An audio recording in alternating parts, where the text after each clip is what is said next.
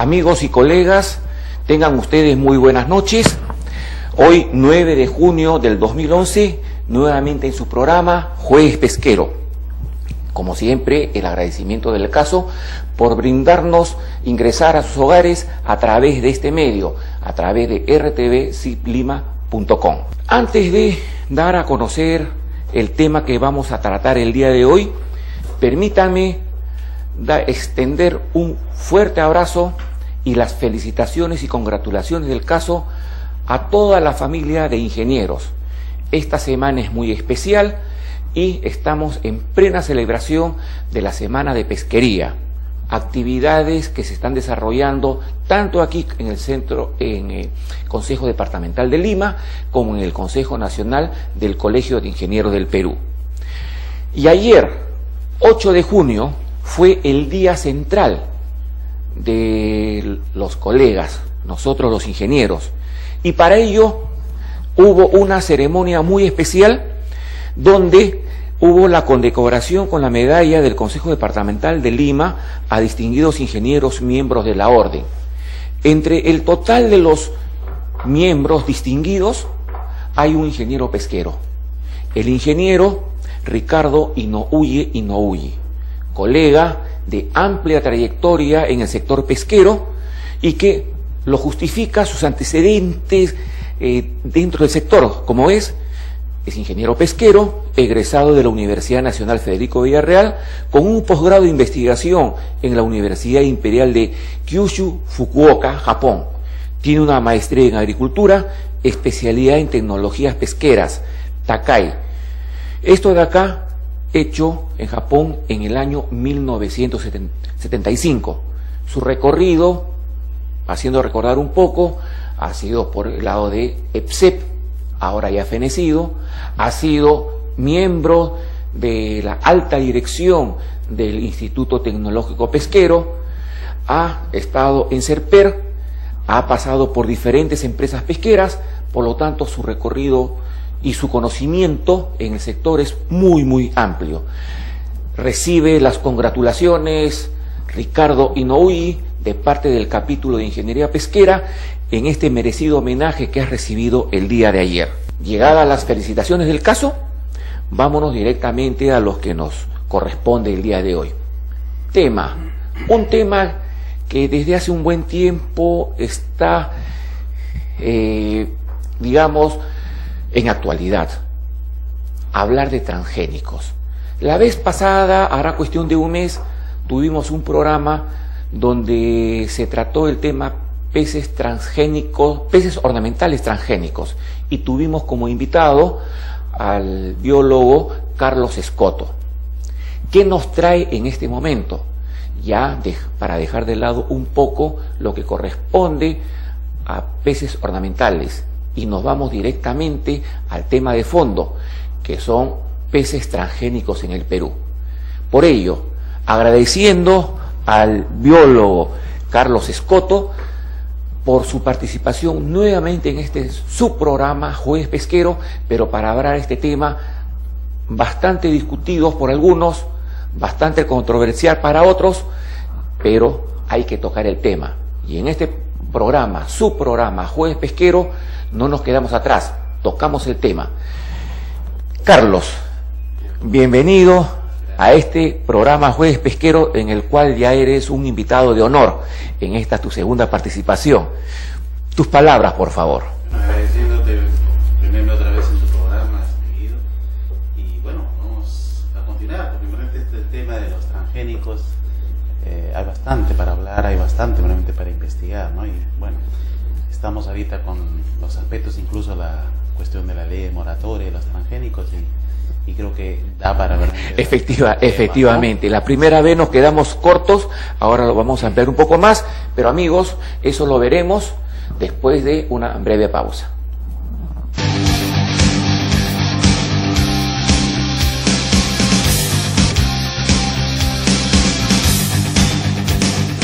Amigos, nuevamente con ustedes en este tema que, como lo ha preparado muy gustosamente el amigo Carlos Escoto, el tema peces transgénicos en el Perú, análisis y gestión de riesgos pendientes en el Perú. Carlos, antes de iniciar en este tema que es netamente de recursos hidrobiológicos, ha sido coincidente en que, no recuerdo bien si es entre lunes o martes, en el Congreso se ha aprobado una disposición respecto a transgénicos en forma general. ¿Puedes darnos un poquito de alcance al respecto? Sí, el Congreso ha aprobado lo que es la ley de moratoria de transgénicos para el Perú por 10 años. Eso incluye cultivos, ¿no? Cultivos transgénicos, animales de crianza y, bueno, obviamente también de la parte acuícola, ¿no? Eso incluye también a los peces. Entonces, no se puede tener esos organismos, sean plantas o animales, ¿no? En campo, ¿no? ¿Qué significa, de repente la pregunta es muy trivial, pero ¿qué significa moratoria en el sentido más práctico? O sea, en moratoria significa que por un plazo de un tiempo, en este caso 10 años, no se va a poder hacer ningún tipo de introducción de esos animales o de esos vegetales o de esos organismos transgénicos al Perú.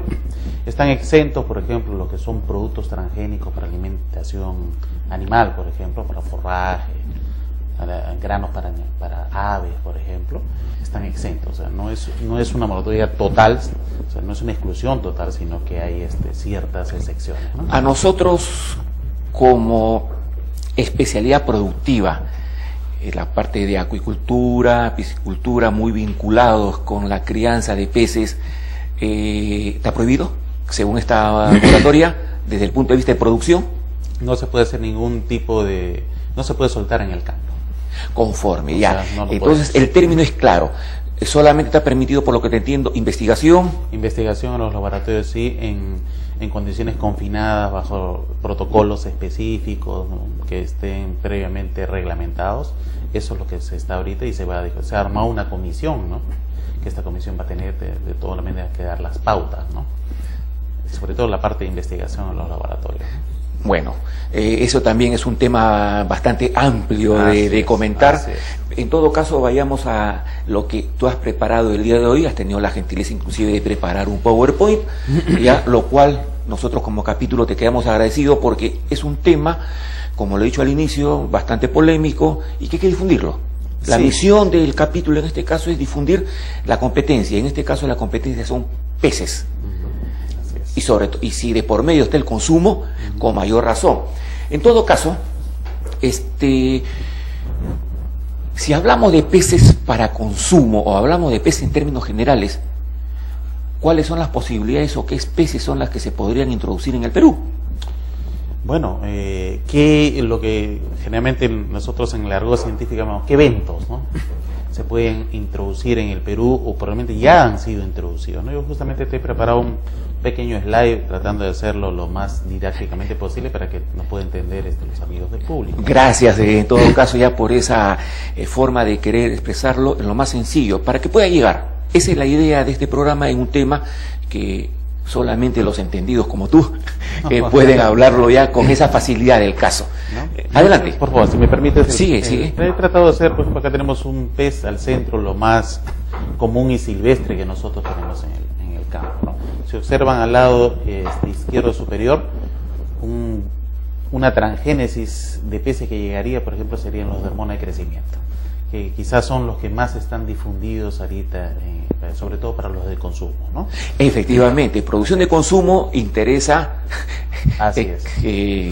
crecimiento. El crecimiento lleva a peso, definitivamente, y ese es un punto interesante. Así es. Otro que ya lo habíamos mencionado en el anterior son los de genes de fluorescencia, es decir, los peces que brillan bajo determinadas longitudes de onda de luz en la oscuridad, etcétera, que en el caso de los peces cebra, que ya los tenemos acá en el Perú, los están reproduciendo en los acuarios, etcétera, eso sería el segundo grupo, ¿no? Lo que vimos la vez pasada como peces ornamentales transgénicos. Así es. Correcto.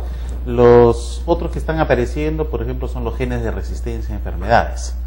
Ese es un grupo que está trabajando mucho la parte sanitaria, ¿no? como podemos observar acá en el lado derecho. Entonces la idea es aumentar la tasa de sobrevivencia, etcétera, evitar que los animales se enfermen, ¿no?, a determinados patógenos, ¿no?, sean hongos, sean, en fin, ¿no?, todo del pez. Del pez. Conforme. ¿No? Y un cuarto grupo, lo que está apareciendo, por ejemplo, genes de tolerancia a salinidad. O sea, genes que le dan al pez la capacidad de poder vivir en condiciones, por ejemplo, de alta salinidad en aguas y aprovechar, por ejemplo, aguas salobres, ¿no? Ese es quizás otro grupo grande, ¿no?, nuevo, que está ya produciéndose en algunos países. Y que ante la desertificación que hay a nivel mundial, el nivel del mar, ¿no?, las fuentes de agua cada vez son más restringidas, exacto, etcétera, ¿no? Bueno, bastante claro el enfoque que le das ya en la forma como se puede ingresar acá bajo esa modalidad de transgénicos, en todo caso. Bueno, el interés de todo ingeniero pesquero está definitivamente en el primero, la hormona del crecimiento, pero hay todo un bagaje de posibilidades. Así es. ¿Qué más tenemos, si me permites? Bueno, he tratado de hacer un poco, darle un poco de explicación a esto para que podamos entendernos todos, ¿no? Por ejemplo, una cosa que nos olvidamos, que la característica realmente de cualquier organismo está gobernada por dos variables importantes. Uno es sus genes, ¿no?, su calidad de genes, su número de genes que tenga, y el otro es el medio ambiente, ¿no? A veces nos olvidamos que el medio ambiente juega mucho en esto, ¿no? Discúlpame que te corte, pero ¿esto de acá es una especie de modelo matemático? Es un modelo matemático. Sí. Es un modelo, sí, conforme. Un modelo matemático, ¿no? Ya. Los que hacen mejoramiento genético modelizan realmente el mejoramiento genético para lograr maximizarlo, ¿no? Conforme.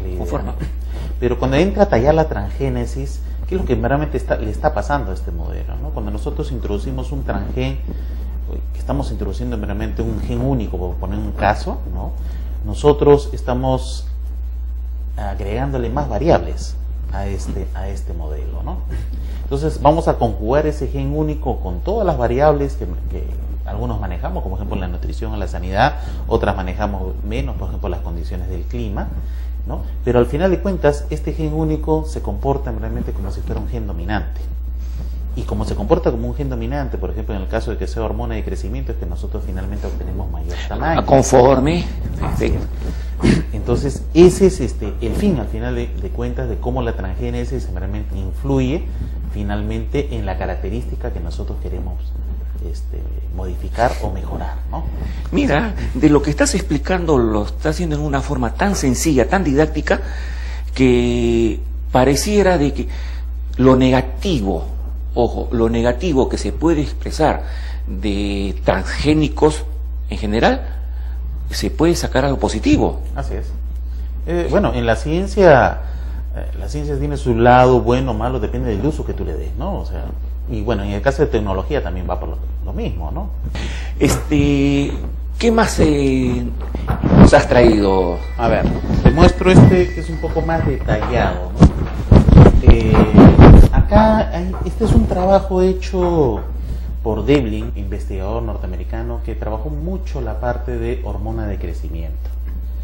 Y él hace un trabajo bastante interesante. Por ejemplo, nosotros lo que habitualmente hacemos es hacer mejoramiento genético de especies silvestres. Acá tenemos, por ejemplo, el salmón silvestre, mira el tamaño que tiene. Ya. Y que a través de la selección artificial, ¿no?, nosotros obtenemos, ¿no?, salmones domésticos de gran tamaño, ¿no?, que es lo que realmente se ha logrado en el tiempo. No transgénico, tal como lo indica ahí. Así es, no transgénico, ¿no?, de silvestre a doméstico, ¿no? Lo que en términos se puede decir orgánicos. Bueno, sí, para entenderle mejor. La selección que nosotros artificial que hacemos en cualquier organismo, ¿no? En este caso en peces. Ya. Bueno, lo que hizo Devlin es, bueno, vamos a hacer transgénicos de ambos, tanto del silvestre como del doméstico, a ver qué sucede, qué efecto vamos a tener, ¿no? Y bueno, tratar de verlo en el modelo matemático que nosotros estábamos tratando de explicar, ¿no?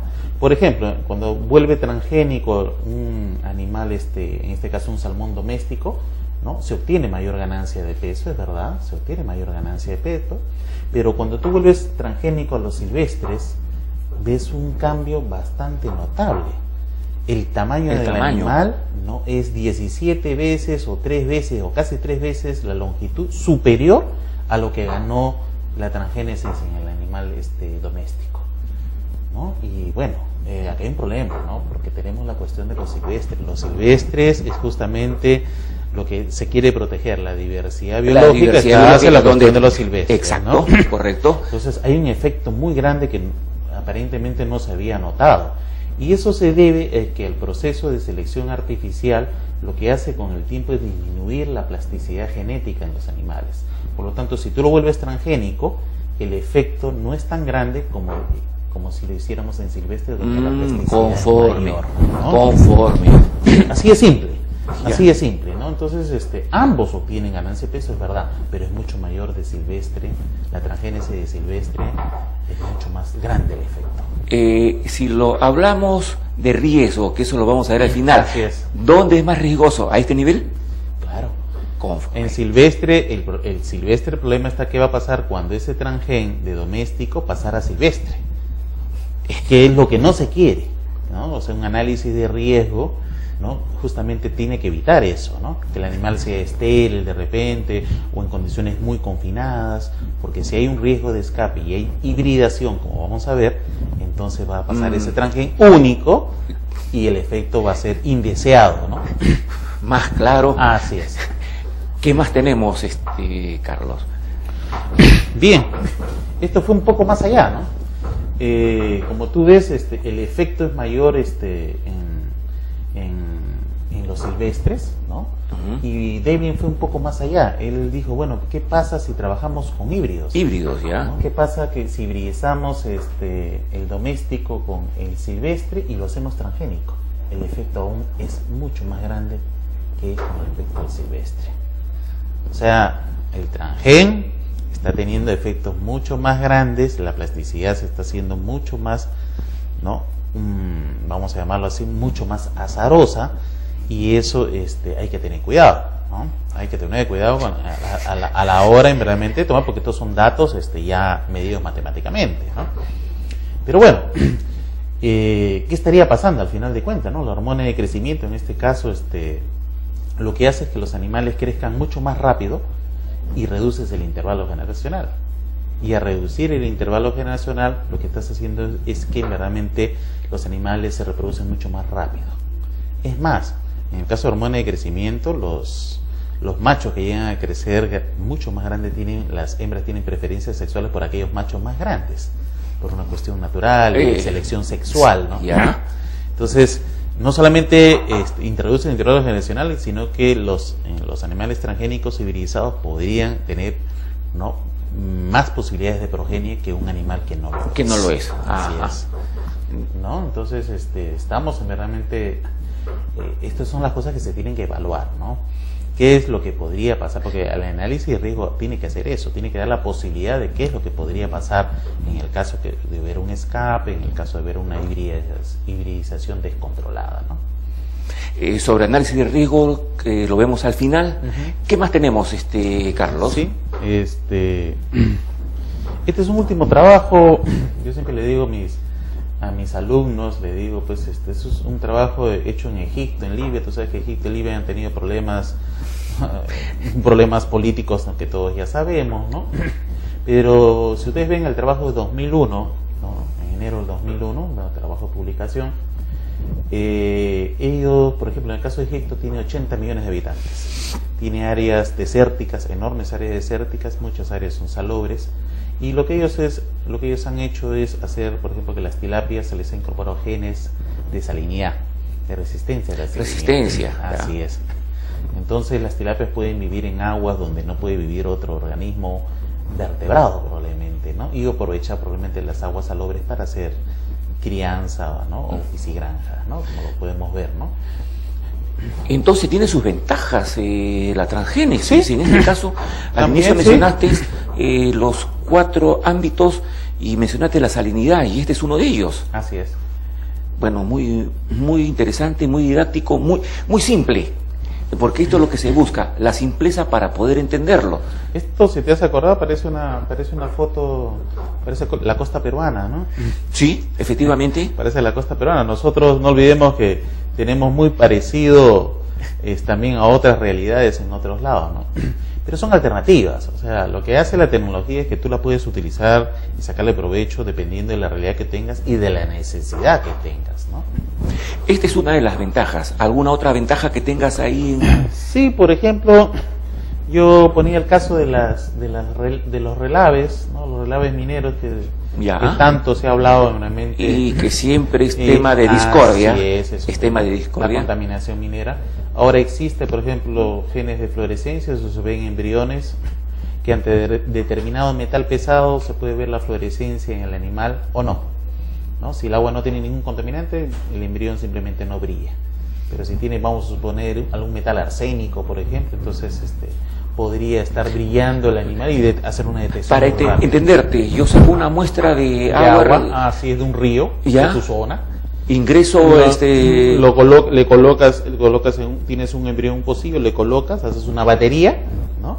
Y bueno, si está la presencia de arsénico, de repente brilla un color. Si está la presencia de plomo, brilla de otro color.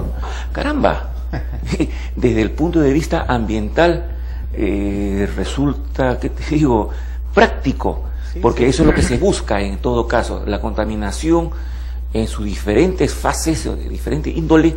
Es un problema, pero gravísimo a nivel mundial. Así es. Nosotros somos un país minero, arrojamos relaves en cantidades ingentes al gran basurero del mundo, como yo le llamo, a los ríos y al mar. Pero caramba, mira, ejemplos muy biomonitoreo que le dicen, ¿no? Es una aplicación de la transgénesis, ¿no? Para resolver un problema muy práctico, ¿no? Un problema muy directo, ¿no? Nos matamos tratando de hacer monitoreo, hacer controles, y al final de cuentas podría resultar bastante sencillo. ¿Qué más tenemos, Carlos? Bien, esto es lo que ahorita, pues, ya con estas cuestiones de reglamento. Daño a la diversidad biológica, daño al medio ambiente, daño a la salud humana, ¿no? En el caso de peces, el gran temor es la reproducción descontrolada. Ya. ¿No? Que el pez digan que no se reproduce, que es estéril y que en verdad acabe reproduciéndose. Y no solamente reproduciéndose, sino que se hibridice encima con especies que por lo que entiendo, la hibridación es crucial, acá por supuesto. Es muy delicado. Porque ahí se escapa ya, o sea, ahí ya se te escapó el transgen donde no debía haberse ido. Ya, conforme. El daño al alimento por la posible alteración de los sistemas naturales. Te aparece una nueva variable en el modelo y en los sistemas naturales más el medio ambiente, ¿en qué acaba? Normalmente no hay respuesta. Y el daño a la salud, el consumo de organismos acuáticos. Yo le pongo la cuestión de alergias. Alergias, Por ejemplo, las alergias siempre es una cuestión que hay que estar siempre midiendo, ¿no? ¿Algo más que tengas? Sí. Porque ya para acabar el tiempo ya no el reglamento, no como tú sabes, Guido, la cuestión del reglamento, el reglamento caso por caso, que yo lo llamo una vez pez por pez, ¿no? Los peces ornamentales deberían tener otro trato, por ejemplo, los peces comestibles, ¿no? Esto me trae a colación el reglamento que salió hace cuestión de un mes y que trajo mucha polémica. Así es. En el sector de pesquería también el de recursos hidrológicos. Que todavía se ha quedado. Se ha quedado en el camino. Y esto de acá es el trasfondo de un reglamento. Si lo puedes dar una... Muy simple, ¿no? Nos falta información. ¿Ya? O sea, yo creo que la cuestión de la moratoria, no es una moratoria infinita. La moratoria tiene un plazo. Pero en el camino que vamos a hacer, en el camino tenemos que realmente hacer todos los ensayos para encontrar información, medir el efecto adverso y finalmente bajo una metodología y técnicas, no bajo cuarentena, porque yo pienso que va a ser bajo cuarentena muchas de las cosas, seguir mejorando ese modelo matemático, esa fórmula que nosotros tenemos a nuestras condiciones, a nuestra realidad. A nuestra realidad. Carlos, creo que en esta media hora hemos sí, hablado Carlos, un tema muy delicado, pero muy didáctico. Las gracias y las felicitaciones por hacerlo tan sencillo. Algo de que muchos, inclusive mis colegas, cuando hablan de transgénicos, ya dicen no, pero ¿por qué no? otros sí, porque sí. Creo que esto de acá ha sido una demostración muy sencilla de cómo se debe tratar a los transgénicos, siendo imparcial, no yéndonos a los extremos que estamos viendo en este momento. Unos son a favor, otros son en contra, son antagónicos. Así es.